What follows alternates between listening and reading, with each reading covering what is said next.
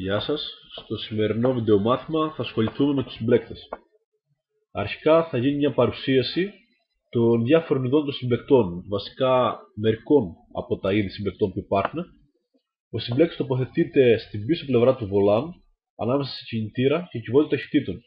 Σκοπός του συμπλέκτη είναι να αποσυμπλέξει το σύστημα μετάδοσης της κίνησης με τον κινητήρα.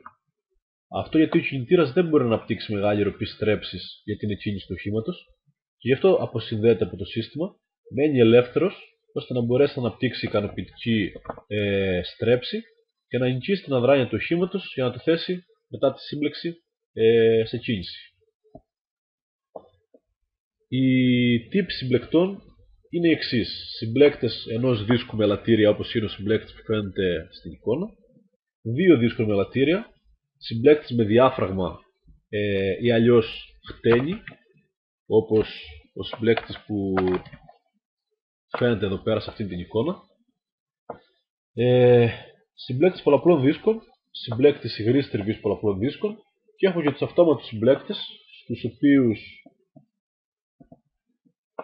ανήκουν οι φυγόκεντροι συμπλέκτες, οι ηλεκτρομαγνητικοί συμπλέκτες όπως είναι αυτός εδώ,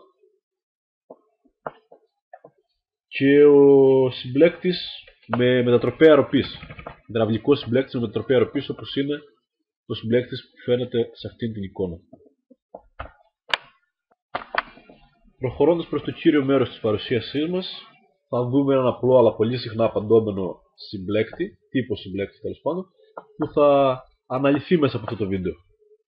Και είναι ο συμπλέκτης που φαίνεται εδώ στο βίντεο.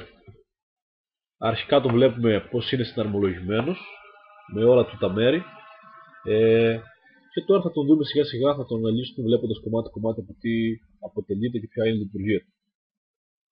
Έτσι λοιπόν, αρχικά βλέπουμε το βολάν, το οποίο περιστρέφεται μαζί με το στροφαλοφόρο άξονα, ο οποίος είναι αυτός που εμφανίστηκε μόλις τώρα στο οθόνη και ο οποίος φέρνει την κίνηση από τον κινητήρα. Έπειτα, πάνω στο βολάν τοποθετείται η επιφάνεια τριβής, που είναι αυτή εδώ.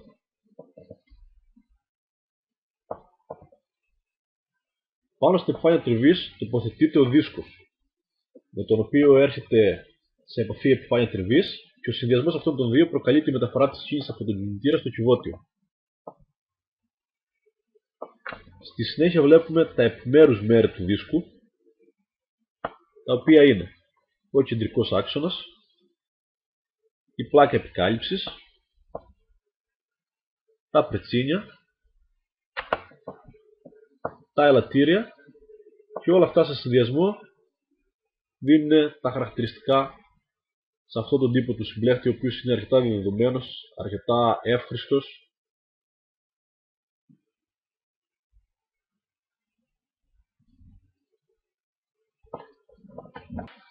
Αφού κάνει απλή την απομόνωση του κινητήρα από το υπόλοιπο σύστημα, με σκοπό την αλλαγή σχέσης στο κυβότιο και γενικά την αλλαγή της κινητικής κατάστασης του οχήματος.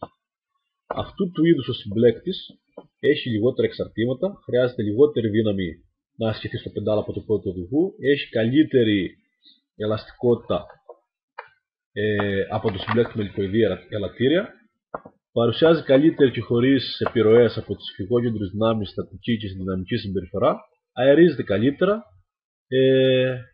δεν μεταβάλλεται η πίεση που δέχεται το δίσκο της τριβής εξαιτίας των θερμοκρασιών που αναπτύσσονται, και τέλος η δύναμη τριβής του δίσκου τον επηρεάζει λιγότερο, με συνέπεια η ρύθμισή του να γίνεται σε μεγάλα χρονικά διαστήματα.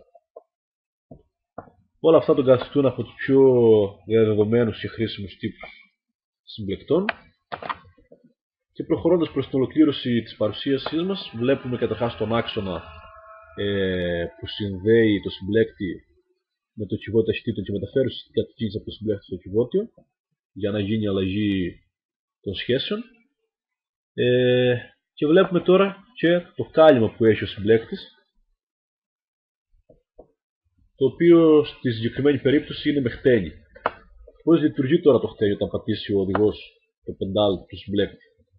Ασκείται μία πίεση πάνω στο διάφραγμα που το αναγκάζει να πιεστεί και βλέπουμε εδώ ακριβώς τι παθαίνει. Και με αυτήν εκεί την κίνηση που κάνει το διάφραγμα αποσυμπλέκεται ο δίσκος με την επιφάνεια τριβής, απομονώνει τον κινητήρα και σταματάει τη μεταφορά της κίνησης προς το κυβότιο.